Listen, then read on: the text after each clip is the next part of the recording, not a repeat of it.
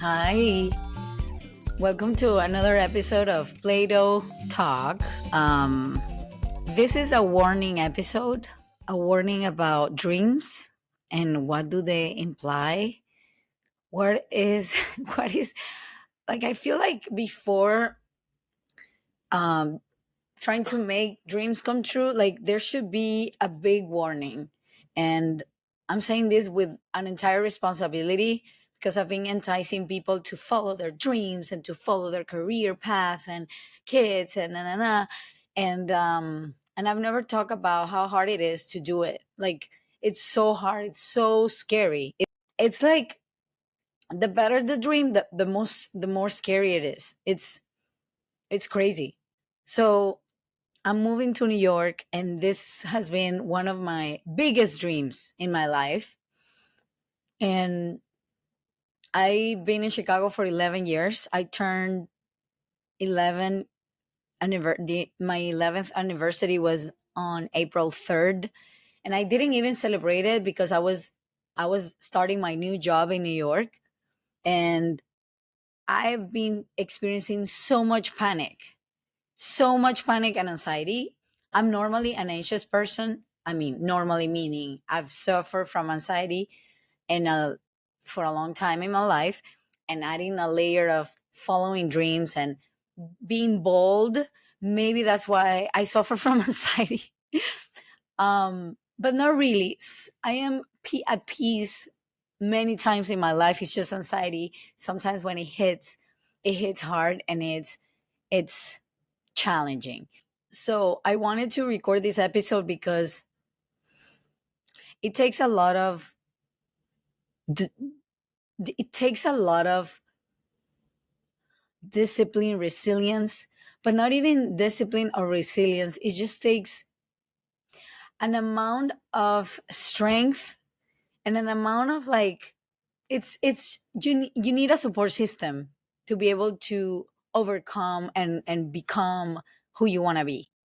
It requires a support system. It requires therapy, in my case. It requires love.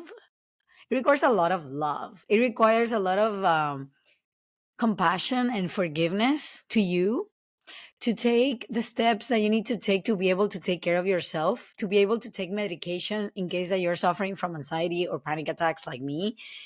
The fact that I wasn't, in Latin America, we have a lot of taboo about medications, and I've always wanted to do it myself and not being able to, maybe living in the US is because that's why you need medication because food is not healthy or because the way that we live here is very isolated or there are many components that could make you feel anxious, but I feel like the way that I live my life it's very risky in terms of taking risks and being able to dare to do things and to expose myself, expose my ideas is it's always the failure, the fear of failure, the fear of being able to giving space for your ideas, right? To be able to be a trailblazer. It takes so much, it takes a lot of work and a lot of self strength.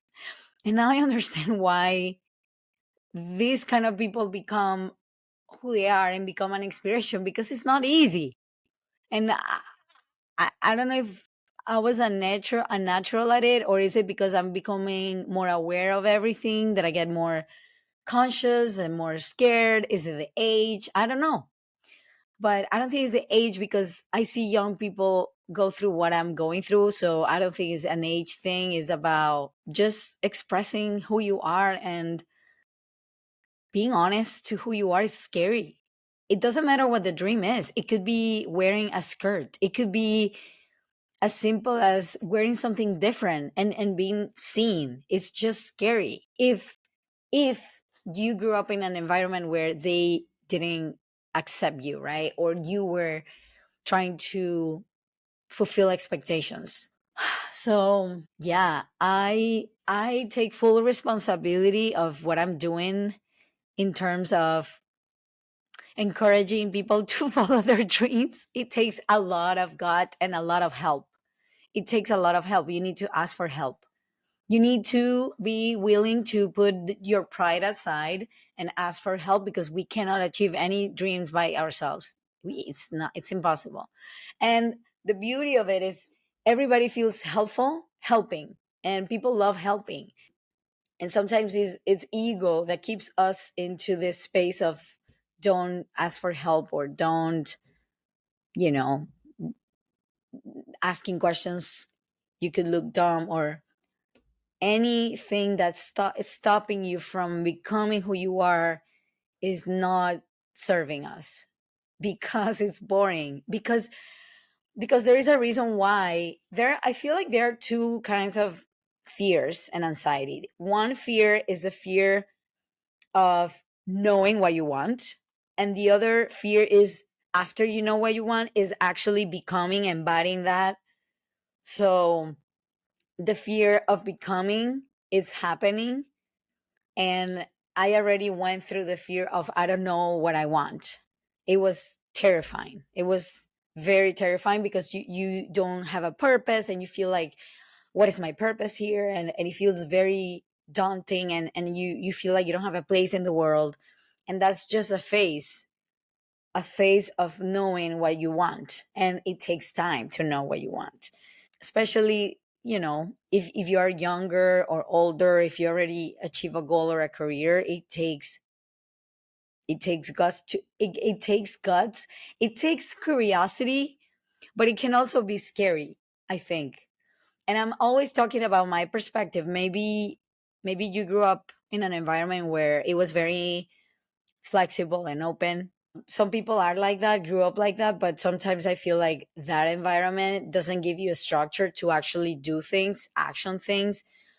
That's something that I see a lot with my, in the spiritual world. It's kind of like, oh, I am finding who I am, but then it just stays there, and it doesn't. You don't, if you don't take action, how do you know who you are, or what you're gonna do? And taking action is the only way to know. And I know that sometimes you need to plan something, right? But for example, Emma started as a book, and then it developed into a workshop for kids to help them identify their talents. And then the parents were like, can I do that workshop for me? And then I did it for adults. And then I came up with this 7-week program for maybe kids and adults, and I'm testing that. It could be a failure or not, but that's all learning for me. Obviously, if I want this to be a business, I need to put my business hat in and see how can I bring that to reality. But now what I have in the moment is a podcast that I've been wanting to do for a long time. So for me, spreading the message is also part of my business, meaning the business of making people aware of what their dream or their purpose is, or their joy, right? Because it's fine to have goals, and I feel like goals are attached to an outcome, and those are great because it keeps us so motivated to become, to become this person, to be able to do this um, goal. But then when if that goal didn't come from a perspective of soul searching, or if you didn't do like a little, scanning of you, and learning about you, then when you achieve that goal, maybe you feel a little empty, right?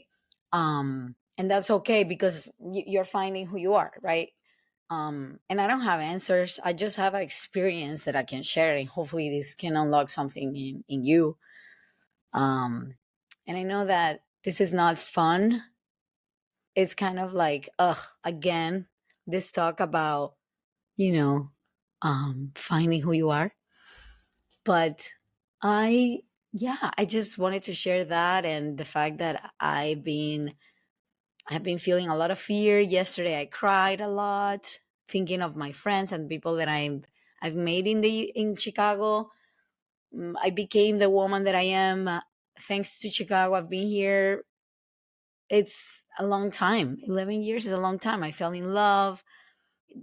On fell in love, I achieved I bought my house. I've traveled the world. I met so many celebrities. I've been in the best jobs. I've been meeting amazing people from all over the world that I can call friends. I've received so much love from so many sources. And the more that I'm open to it, the more I receive. So it's scary, but yeah, as they say, very cliche. In the other side of fear, there is something amazing. And I agree. So I'm very sensitive right now. So I hope that you understand. And this is very hard for me to do, to share.